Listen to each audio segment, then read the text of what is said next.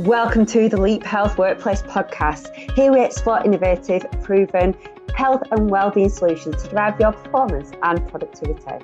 Leap Health empowers individuals and organisations to prioritise their health and wellbeing as a catalyst to performance and productivity. We do this by providing workplace health and wellbeing performance workshops and also the Leap 360 one-to-one leadership coaching to drive health, wellbeing and performance, powered by the Game Changer Index Energy for Impact profiling tool. And we offer bespoke corporate programs to ignite proactivity in ownership at all levels of health and wellbeing as a catalyst to performance and productivity. Whether you're sat at your desk right now or on the move, get ready to listen, get ready to invest your time and take action straight after. I'm Anna Reddy. Let's get ready to make small steps to leap health. So welcome to the podcast today, and this is going to be fascinating because this is a topic that I've never explored in great depth before, and this is all around IBS and the FODMAP diet. So I'm really excited to be introducing to you Bay from Bay's Kitchen. Bay is a female entrepreneur. She's an IBS sufferer, and she's also a mum. Bay was diagnosed with IBS in 2015 after years of suffering with debilitating symptoms. She was put on medication, told to look into the low FODMAP diet, and sent on away. Maybe because time is limited to exploit all those simple lifestyle interventions that you can make. However, through her research, she found that 20% of the population suffer with IBS. And so she knew that she couldn't be the only one that was trying to look for these low FODMAP foods with things that are hard to digest, such as onion and garlic. After all the struggles to find these, this is where Bay's Kitchen was born. So I'm really excited to welcome to the podcast today, Bay. Thank you. Hi, I'm really excited to be here. Thank you. Super. And that fact around 20% of the population suffering with IBS is massive, isn't it? And when I looked into this a little bit more, it said that any one time, 1 in 8 people are suffering with symptoms. So that just really shows the severity of the symptoms and how frequent they are if at any time 1 in 8 people are suffering with those symptoms. Absolutely.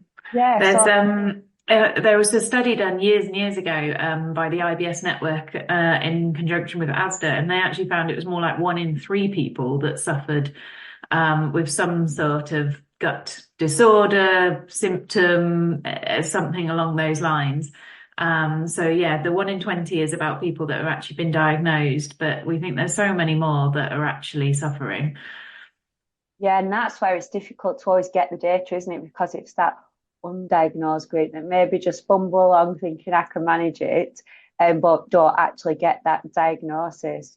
Hopefully today, there might be a few people listening today that realise some of the symptoms and start to piece the jigsaw together and think, maybe I've got IBS as well. Maybe it's something to look into a little bit more, because you probably do just the same as me, but talk to people daily that describe symptoms of IBS, but again, haven't always been diagnosed. So before we start going down all different avenues, let's start with the basics there. What exactly is IBS?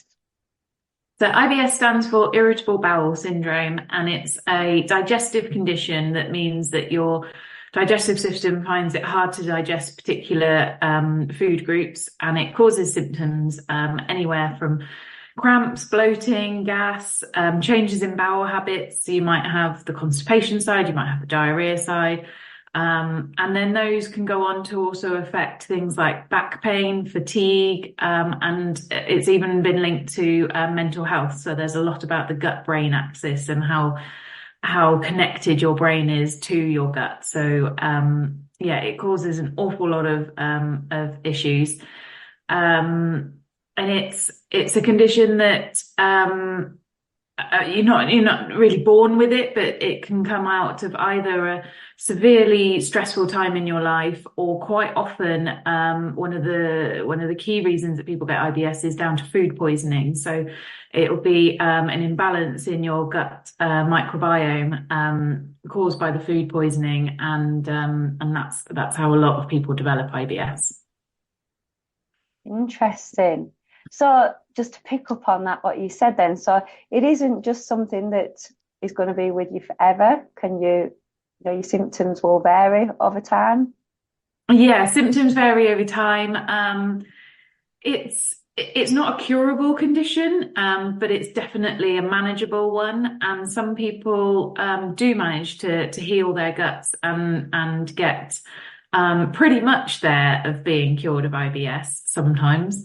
But yeah, it's like I say, it's not curable, but it's definitely manageable if you've been given the right tools and the right information and you can manage it yourself well.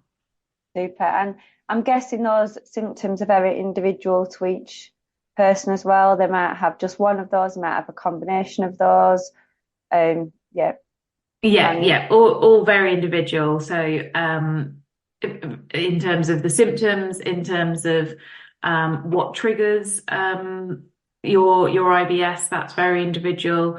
And yeah, sort of how you deal with it. And there was a study. There's two girls that I know called Alana and Lisa, who are identical twins, and they did a study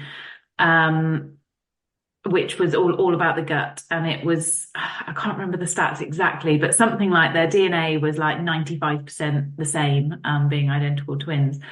But their gut microbiome was only 30% the same. And so it goes to show that even in identical twins, everyone is so individual in their gut, and all sorts of factors will have come into play with that in terms of your lifestyle, your diet, any illnesses you've had, etc. And so it is really, really individual. And I think that's one of the really big challenges of IBS, is that what works for one person probably won't work for the next. And you have to find your own personalized kind of diet and lifestyle plan to help manage it. Definitely. And that's often the case, isn't it, with lots of different disease and complications, is that there's not one size fits all. There's not one magical cure. No. It's often about empowering yourself with all that information to be able to cherry pick and steer your own journey. And that is, again, what I really try to do, and what you're really trying to do as well, is empower people with that information to be able to steer their own journey, just as you did when you got sent home from the doctor and you were completely overwhelmed with, where am I going to find out about what I do next? But it's just about really being active in terms of getting to the root cause and causes maybe of how you are feeling. So yeah, thank you for delving a little bit more into that. In terms of going back to that bit around medication, so you said you've been to see the doctor. What types of typical medications are prescribed for IBS? So there were two that I were given and that I know are given regularly.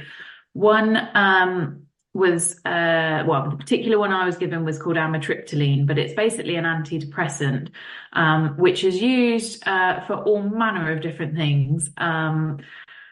One from depression to then IBS to menopause and hot flushes and things. So it's a bit of a catch-all kind of medication, but the idea behind it is that it stops those pain triggers between your gut and your brain, and so it helps you manage that, and it sort of suppresses those feelings. So that's one that they gave me, and then the other one is an antispasmodic. So the idea is that it helps to stop the spasms in your bowel that cause a lot of the sort of cramps and bloating and gas and things.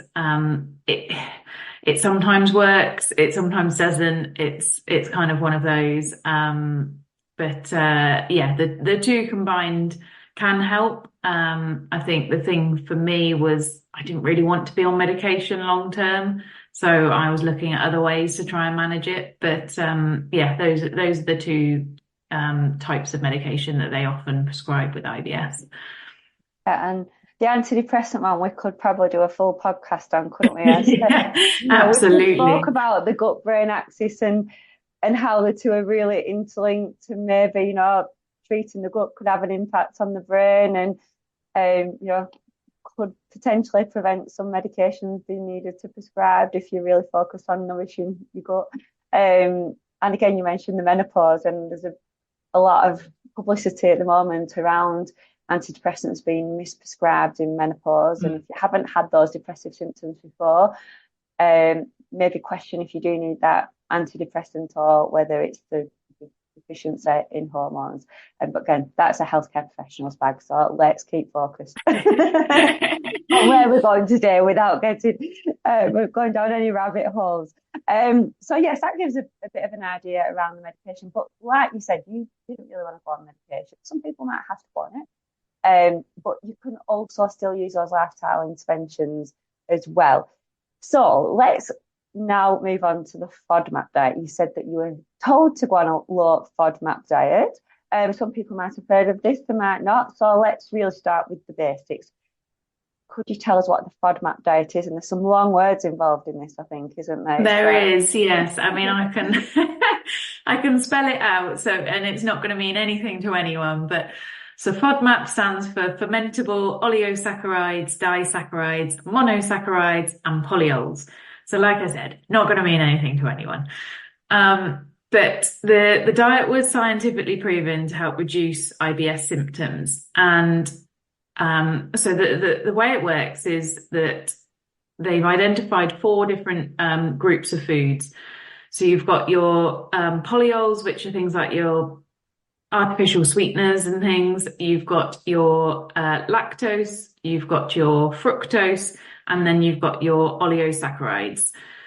And people will be most likely intolerant to at least one of those groups. They could be very unlucky and be intolerant to all 4 at different levels. So the idea behind the diet is that you go on an elimination diet. So you take out all foods that are moderate and high in all of those 4 groups from your diet completely for 2 to 4 weeks.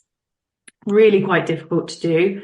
And the big piece of advice to say here is that this is not a long-term thing to do. So one of the worst things you can do for your gut is go on a long-term elimination diet of any sort. So taking out whole food groups and having a lack of variety in your diet. So you only do this for 2 to 4 weeks.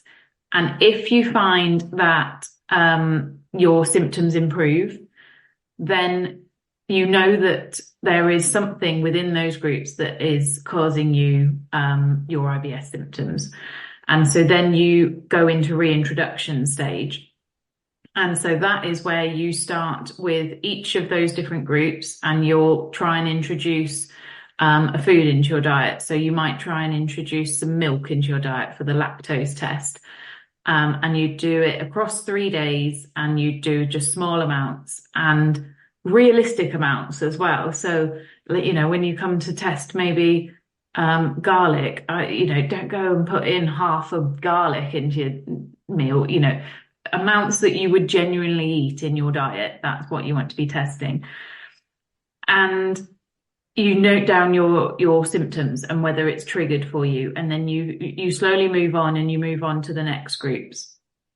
And so the idea is that by the end of it, you have a personalized diet. So you know what groups of foods cause you some symptoms and you know what groups of foods don't. And then of the ones that do cause you symptoms, you make a decision on whether it was bad enough that you want to remove that from your diet completely, or whether actually it caused me a little bit of bloating, but actually that's tolerable and I want to continue eating that group of foods or that type of food in your diet. And so you end up with a personalized diet, and it might be that you can, so personally for me, I can have a bit of cow's milk in a cup of tea. I'm not completely intolerant to it, but if I go and try and have like a massive ice cream or full milkshake, I know I'm going to suffer with some pain. So you find your own levels of the foods in the different groups. So that's a little bit about the FODMAP diet. and how you go on the diets. But the foods that are high in those areas, if you are sensitive to them, they basically they're hard to digest in your gut. So they ferment in your gut, which causes the gas, which then causes the bloating, which causes the cramps trying to move through your bowels. The bloating then can cause you the back pain because you're all just crammed in your body, and it causes the constipation or the diarrhea and the different bowel habits. So it's about finding what ones of the foods your bowel and your gut is sensitive to, that's causing you those symptoms. Thank you. That was an amazing description and really, really detailed and really, really easy to understand. So thank you for that. And I'm sure a lot of people listening will have found that really, really beneficial, that clarification. Some bits on there that I wanted to pick on that I loved how you said, the gut doesn't like us excluding lots of things. So like you said, it's not a long-term thing, and you've probably got to be advised to do it. It might have to be a bit cautious if you don't know what you're doing. Make sure that you really understand it.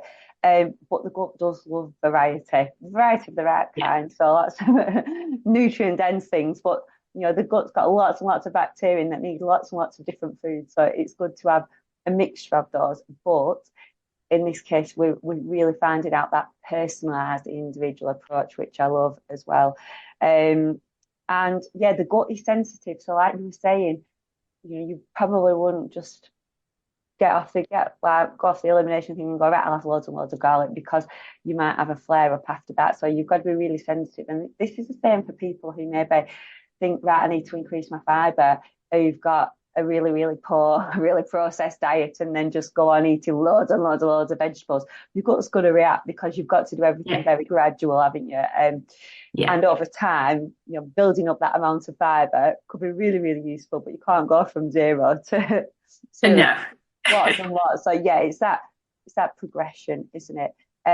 And the other thing I picked up on as well is that I'm so glad you can have some cow's milk in a cup of tea, because plant-based milk just does not cut the mustard in a cup of tea, does it? It doesn't. I've tried so many times and I can't, and tried every different type of milk, and it's just not the same. It's not, is it? It's not. And yeah, probably for a mum as well in the morning, you just need a good cup of tea to bring you around, don't you? So absolutely, it's not the same with any other type of milk. Coffee possibly, but not tea.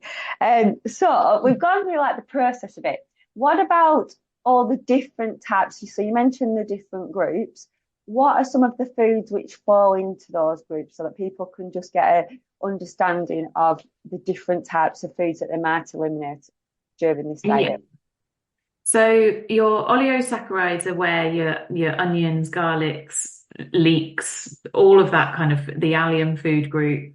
And lots of other foods, but that's one of the main groups, and one of the main groups that people struggle with, actually. So garlic and onion are two of the foods that a lot of people struggle to reintroduce. Some people do find that like cooked onion is worse, and actually having some raw red onion in a salad or something they can tolerate. Other people are completely opposite. So it is so personalized. So that's that food group. Loads of different sort of vegetables and things fall into there. Then you've got your lactose, which is your milk, it's your dairy, and so so you can test with different milks, cheeses, yogurts, that sort of thing. Then you've got your polyols, which are basically your artificial sweeteners. So on the back of packets that you'll find in the supermarkets, you'll find a lot of words ending in OL. So there's sorbitols, mannitols, all sorts of things, but they tend to be basically artificial sweeteners, and that's the main part of the polyols group.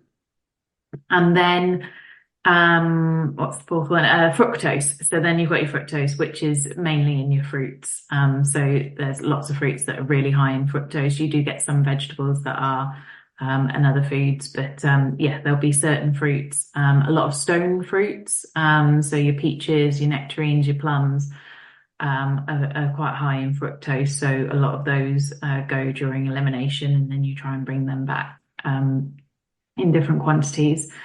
So those are some of the groups. My best piece of advice, if you're looking at this, though, is to look at the Monash University app. So Monash University are the people that research this diet and scientifically proved it to work. And they have an app which I still use today, however many years on we are now, 9 years on.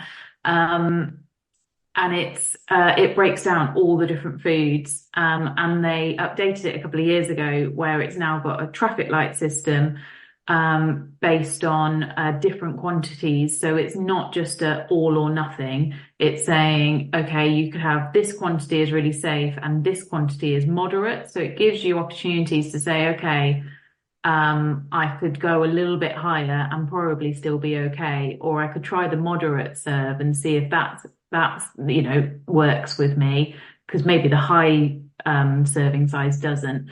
So it's really, really good for that, to help you get as much variety back as you can by giving you different serving size options and telling you, this is the most important part, it tells you what it's moderate or high in out of the different groups. So if you know that actually it's only lactose and fructose, for example, you can see the foods that are moderate or high in those, but the ones that are moderate or high in the others, well, you should be absolutely fine with, because you've reintroduced those and that works. So it's really good at breaking all of that down for you to get the most variety back. Amazing. Well, we can link a show note to that, a link to it in the show notes, sorry, so that people can access that. Because as you're discussing these, I'm thinking there's lots and lots of nutrients in some of the things that we're missing out, that we need to make sure that we're getting from somewhere else. So if you've got that information there, you can see what is an alternative, because it's quite complex, isn't it, in terms of some fruits that you could have, some fruits that you couldn't have, and like some types of dairy that you could have, and then there's others that are actually not too bad, aren't they, in that? Yes, yeah. So being empowered with that information will enable you to still have a nutrient-dense diet without one that's going to be aggravating your IBS. Yes, absolutely. Wonderful. That will be really, really valuable. So we chatted a little bit around pregnancy. This came up when we had a little discussion a few weeks ago, and you said that you and your friend had noticed that your symptoms improved in pregnancy. And I started thinking, because I do a lot of work around menopause, and during menopause, this is a key time when IBS can kick in. Maybe, because of the drop in hormones, I was thinking during the pregnancy time, your estrogen levels are really, really high, aren't they?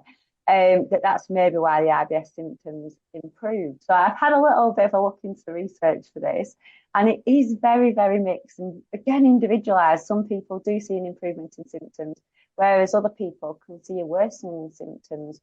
Maybe because there's a lot of pressure around the pelvic area. Symptoms of heartburn as well. But the data is mixed. So what are your thoughts around this, Bay? I think definitely, I think the hormone changes, because I think a lot of people also suffer more with their IBS around the time of their period as well. So I think there is definitely something where the hormones are playing a big part, and that goes to say about the menopause as well. So I think that is a big part. Possibly the reason why some people suffer more or don't when they're pregnant, and this is what I wondered about myself, is that, I've always wanted children, and I didn't meet my partner till I was in my 30s, and so it'd been a long time waiting to be able to have a child. And so becoming pregnant, I was going to do anything I could to be as healthy and keep that baby as safe as I could. And so I think the focus on my health during that time, and also on one of the biggest triggers of IBS outside of food is stress. And I was trying to keep my stress at a minimum so that I wasn't affecting my blood pressure and affecting the baby. And also I was naturally less stressed because I was going through a time where I was so excited that I was going to become a mum, and this life stage was finally happening for me. And I think that all of that played a big part in it as well. So the reduction of stress, the kind of happy serotonin hormones, the change in other hormones, I think all of them contributed to my IBS basically disappearing. And I'm probably going back to the whole gut brain thing. My brain was focused far more on growing this baby and doing whatever I could to keep it safe, that it wasn't maybe noticing the gut pains or thinking about those. It was completely focused elsewhere. I don't have a scientific answer, but I think those are what I gained from my looking back at my pregnancy and why it might have been. I think it sounds pretty scientific to me, but I think it sounds quite compelling, does that? I think it is. It is really, really true. Stress is the cause of lots and lots of different things, isn't it? But this really, again, reinforces the difficulty it is to find just that root cause, or really, do studies that are a true reflection of everyone, because everyone's world is so individualized, isn't it? And yes. Everyone's lifestyles are so individualized. You could run a study, but each of those individuals are doing different things in their lifestyle. They've got different environmental things going on. They've got different ways of living. So all those different things are going to impact on those study results, aside of the actual thing that you're looking at. So yeah, I think that just really raises the awareness that it's not one size fits all, and it is often what's going on in your life and the lifestyle interventions that you're making as well. So part of that introduction, after you'd been sent home from the doctors, you were going to look for a FODMAP diet, and you were a bit baffled with, where do I find this low FODMAP food? That entrepreneur was inside you. I thought a little bit more, and they came up with the idea of developing foods that were low in the FODMAP, and that's when Bay's Kitchen was born. So tell us a bit more about that journey. Let's take a turn in this conversation and tell us a bit more about how Bay's Kitchen was born. Yeah, sure. So when I started going and researching the diet and realizing there are all these foods I was meant to take out of my diet for a matter of weeks, and I was living on my own and working long hours in a marketing agency, so making all these meals from scratch was impossible. Basically, it just wasn't going to happen. And so I was looking in the supermarkets, and I'd spend hours in there looking at the back of packs of everything and using my app and looking and I was like, it was impossible basically to try and find convenient foods to eat, particularly to add a variety in as well. So if I might manage to find one or two things I could eat, but I couldn't eat those for 3 meals a day for the next 4 weeks.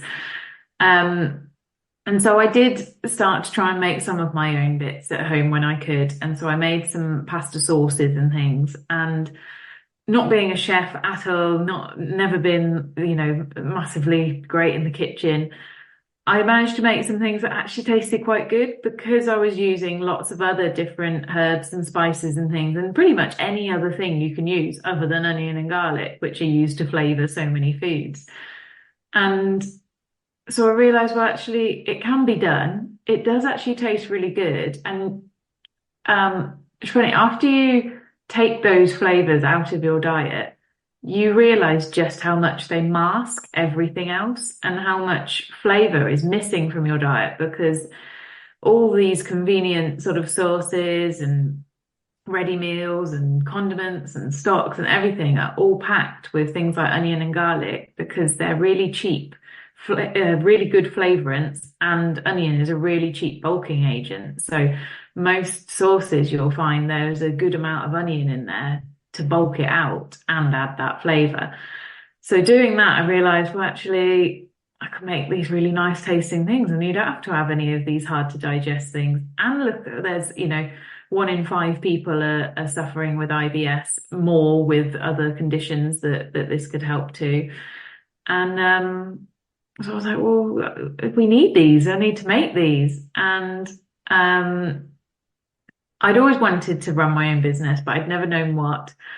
And so this idea came out, and then it was actually my sister that pushed me to do it. And she had, my nephew was quite young at the time, and she was weaning him. And I think I'd got an email or something from Ella's Kitchen about the founder, Paul Lindley. And so she started looking into him for some reason and realized that he was an accountant by trade. He'd come up with this great food idea, no experience in the food industry whatsoever, but researched it, made it happen, and had a phenomenally successful business.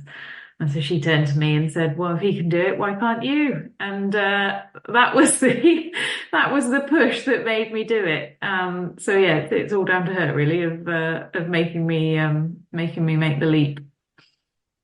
Oh, wonderful. And that is often when you've got an idea and want to do something, it's other people believe in you, and isn't it, as well? Sometimes Yes. that can make all the difference. So yeah, if you've Yes. got someone out there now that wants to do something and you believe in them, just tell them, because it Tell does them, make because such otherwise you a think, difference. oh no, that's such a silly idea. I shouldn't do that. But if someone tells you, no, that's a good idea, then yeah, it does Yeah, make all the difference. yeah, that ceiling's removed. The possibilities are endless if other people show you that they believe in you as well. So, oh, so well done to your sister, and you, of course, but yeah, that is really interesting how like onions and garlic are just the base of everything. Like traditional soup, Everything. it's traditional bolognese, it's always the base of everything.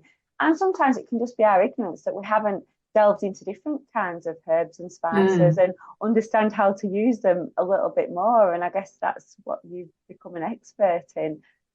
But yeah, going back to like when your daughter was weaning, thinking there's lots of children as well that don't always like that onion and garlicky flavour, isn't there? So Yeah. um, what you're producing could actually be beneficial for them as well. Yeah. But yeah, that's a really inspiring story. So again, anyone listening now who's got itchy feet and think, could I do something? Think about Faye's story and look at where you are today. So tell us a bit more about what you make. I mean, I've looked at your Instagram, and when you just said then you used to be marketing, I can see from your Instagram. So visit your Instagram; it's absolutely fab, and you've got loads of recipes on there, haven't you? Then you make Yeah. pasta look super exciting. There's one with feta, which looks amazing. That you put feta in first, and pasta looks delicious. So yeah, tell us where can we find you on Instagram? Is it just Bear's Kitchen? Bay's Kitchen UK, we are on Instagram, TikTok, Facebook, and then bayskitchen.com is our website. And so we make our kind of hero products are our stir-in sauces. They're what we launch first and are our best sellers. But up there with them are our concentrated stocks.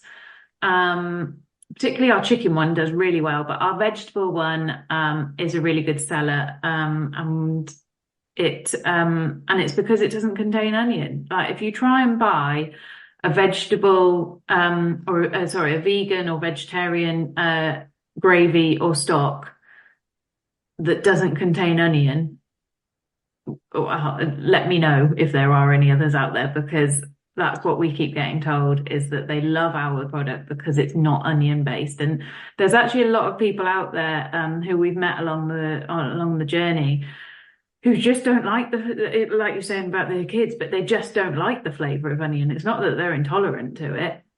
And the same with garlic. And so we get a lot of people that buy our stocks and our gravies because of that.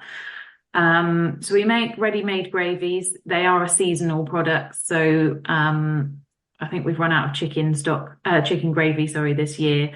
So it'll be back in stock in September. And then we make condiments. So we've got vegan garlic infused mayonnaise. So this is an interesting one, that you can have garlic infused oil. The FODMAPs aren't soluble in oil, but they are in water. So you can put whole garlic cloves in oil to get the flavor and the smell from it. And it isn't triggering. So as long as there's not actual pieces of garlic used, when in an oil, as long as it says it's infused with, then that is actually safe. So we've made a garlic infused mayonnaise, which is very popular to get that flavor back for people. So a ketchup, a barbecue, that we've got a tomato chutney, we've got salsa, and then we've got we launched some pestos. I think that was last year. which are really popular, and they're vegan pestos as well. So they don't contain the usual cheese that goes into pesto. I'm trying to think what else. We've got, it's a range of 26 products. So we've got quite a few. We do also have, so if you are starting out on the low FODMAP diet, or you think you've got IBS and want to sort of track your food intake before you go and see your GP, because a lot of GPs will turn around and say, well, have you got a food diary? Tell me, show me what's going on. So we have made a food and symptom diary. And so you can track all of your food, your medication, your sleep, your alcohol, your bowel habits, everything that they might want to know about. So we also sell that one on our website as well. Gosh, lots of things. And lots of things that you mentioned are things that would take a lot of time to create from scratch. And often getting nutrients in is always about speed in the busy world that we're in, isn't it? So if you've got an easy stock to go to, then you can make quite a nutritious meal easily. And if things aren't easy, that's when we often go for the less nutritious options, isn't it? In a rush. So it's all about creating that ease, I guess. Exactly. I wanted it to be the convenient foods. That was my aim. We really focus on taste as well. I was always against the, anything that's free from something or had ingredients removed and is for a particular diet and stuff. I was like, well, you've compromised enough, so you should be able to still have really good tasting foods. We really focus on that, and we enter lots of awards for that. I've completely lost what I was about to say. We focus on branding as well, because I also think that you should be able to buy from a nice brand, be able to pick up a jar that actually looks nice, and it's not about the medical side or anything else. It's about enjoying food again. And then, but it's all about bringing flavor back into your diet. So with our products, they are completely FODMAP friendly, so they don't have any moderate or high FODMAP ingredients, but they're designed to go with foods or make dishes that are suitable for you. So where we go back to that whole personalized thing, with our stirring sauces, for example, if you can have certain vegetables that may be high in FODMAP, but you've managed to reintroduce them, add them in with the sauce. But it just means that you've got that base amount of flavor, and then you can do, all manner of different things with it, based on what your personalized diet has come up with. Super. So in terms of where your products are, where they can be found, where can people buy them from? I know you've got your website, but where are they stocked? Where else are they stocked, please? So other than that, we've got, they're all on Amazon, so you can get them there. We are also, 18 of our range, so a good amount now, are on Ocado, so you can order that with your weekly shop. And then we are in lots of independent kind of health food stores and things. So just odd places around the country, some farm shops and garden centres and things like that. So the three main ones online are our website, Ocado, and Amazon. Amazing. So look out when you're in nice little farm shops and garden centres for Bay's Kitchen. So Bay, we're coming to a bit of a close now. In terms of any top tips you've got, we're going to go down two avenues here. The first one is in terms of your IBS and the FODMAP. What top tips have you got for anyone who's got IBS and thinking about the FODMAP diet? So definitely the food and symptom diary. You need to work out your personal triggers. It's going to be different to everyone else. If you're going to go down the FODMAP route, I would highly, highly recommend to speak to a trained dietitian or nutritionist to really just help you with getting that variety, making sure that you're not lacking in, a lot of nutrients and things.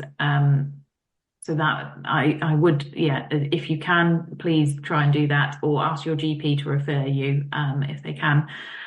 And then I think the other tip is just to remember it's not all about food. So food is one part, but there are many other lifestyle factors that go into into IBS and kind of related symptoms. And those include things like sleep. So getting quality sleep does our bodies a world of good. So if you're not getting good quality sleep, then that could be a trigger.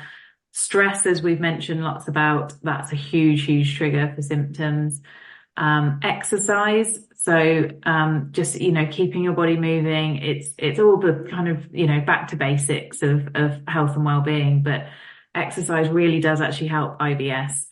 It doesn't have to be, crazy intense. Sometimes that doesn't help, but, just a walk every day, swimming, yoga, Pilates, all of those are really good.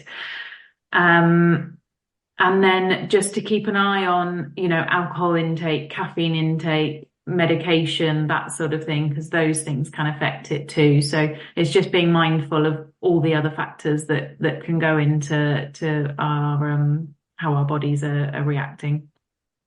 Thank you. Great top tips to take away there. And yeah, the lifestyle interventions that you talked about, maybe go back to, you'll often hear listeners hear about the READY acronym, but quick go-to: R for rest, recovery, recharge, E for eating well, A for activity, D for your distraction management to minimise your stress, and Y is all about you. So make sure really individualised to your world.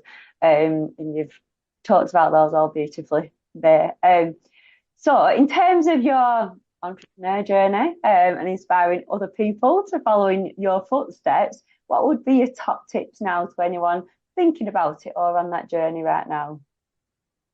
As we mentioned before, just do it. Get on and do it. If you've been thinking about it and you've got a good idea, do it.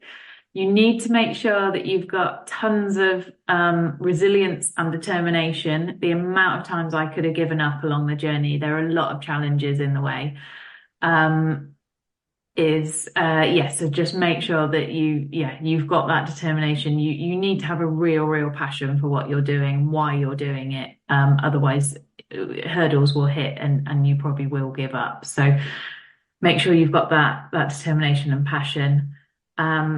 And just not be what's the word, like, don't be blindsided by what you kind of see of entrepreneurs and things on Dragon's Den and stuff like that. It's hard work, and most this was a stat I heard the other day, most overnight success businesses are actually 10 years in the making. So it might look like it's suddenly come out of nowhere and is now turning over millions of pounds and things, but there will be, on average, 10 years behind a business before it gets to that stage. We're only in year 6, so we've still got years to go to become that massive overnight success. So it's very rare that you come up with an idea and it suddenly works in your first year and you're making tons of money and things. So just be realistic about your expectations of it, and make sure you're doing it for the right reasons.